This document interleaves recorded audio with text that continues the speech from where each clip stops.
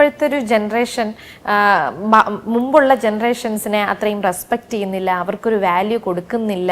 അല്ലെങ്കിൽ ഇപ്പോൾ ഉള്ള ജനറേഷൻ മിക്കവാറും പറയുന്നത് നമുക്ക് എല്ലാവർക്കും ഇക്വാളിറ്റി വേണം എന്ന് പറയുന്ന കൂട്ടത്തിലാണ്. അപ്പോൾ അങ്ങനെ വരുമ്പോൾ തന്നെ ആരെന്ത് പറഞ്ഞാലും നമ്മളൊരു ഇൻഡിവിജ്വൽ ആണ്, നമുക്ക് ചെയ്യാനുള്ള റൈറ്റ്സ് ഉണ്ട് എന്നൊരു രീതിയിൽ പോകുന്നു എന്ന് തോന്നാറുണ്ടോ ഡോക്ടർ? അതിന് പല കാരണങ്ങളുണ്ട്. പക്ഷെ എനിക്ക് തോന്നിയിട്ടുള്ള വളരെ പ്രധാനപ്പെട്ട ഒരു കാരണം കോസായിട്ട് എനിക്ക് തോന്നിയിട്ടുള്ള എന്താണെന്ന് വെച്ചാൽ, ഇപ്പോൾ ഒരു കുട്ടി വളർന്ന് വലുതായി വരുമ്പോൾ അവർ ഓൾഡർ ജനറേഷനെ റിജക്റ്റ് ചെയ്യാനുള്ള നമ്മുടെ നാട്ടിലുള്ള ഒരു പ്രധാനപ്പെട്ട റീസണായിട്ട് എനിക്ക് തോന്നിയിട്ടുള്ളത്, ഈ ഓൾഡർ ജനറേഷൻ അത്രയും സ്ട്രെയിറ്റ് ഫോർവേഡായിട്ടോ ഓണസ്റ്റ് ആയിട്ടോ അല്ല അവർ ലൈഫ് കണ്ടക്ട് ചെയ്തിട്ടുള്ളത് എന്നുള്ളതാണ്.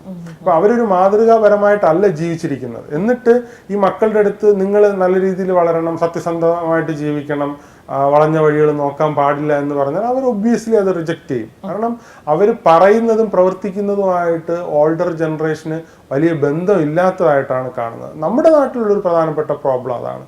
പാരൻസ് മക്കളുടെ മുന്നേ ഒരു എക്സാമ്പിളായിട്ട് ജീവിക്കുന്നുണ്ടോ, മോഡലായിട്ട് ജീവിക്കുന്നുണ്ടോ ഇല്ലയോ എന്നുള്ളത് വളരെ പ്രധാനപ്പെട്ട ഒരു കാര്യമാണ്. പല പാരൻസും പ്രോപ്പറായിട്ടുള്ളൊരു മാരിറ്റൽ ഫങ്ഷനിങ് ഉണ്ടാവില്ല, എന്നിട്ട് മക്കളെടുത്ത് മാരേജ് ചെയ്യാൻ പറയും. അതെനിക്ക് തോന്നുന്നില്ല അത് എത്രത്തോളം വർക്കൗട്ട് ആവും എന്നുള്ളത്. അപ്പോൾ ഓൾഡർ ജനറേഷൻ സ്ട്രെയിറ്റ് ഫോർവേഡായിട്ട് ഓണസ്റ്റായിട്ട് ട്രാൻസ്പാരൻ്റ് ആയിട്ട് ഫെയ്ത്ത്ഫുൾ ആയിട്ട് സിൻസിയർ ആയിട്ട് കണ്ടക്ട് ചെയ്തിട്ട് യങ്ങർ ജനറേഷനോട് ഈ പാത്ത് ഫോളോ ചെയ്യണമെന്ന് പറഞ്ഞാൽ മോസ്റ്റ്ലി അവർ ഫോളോ ചെയ്യാനാണ് സാധ്യത.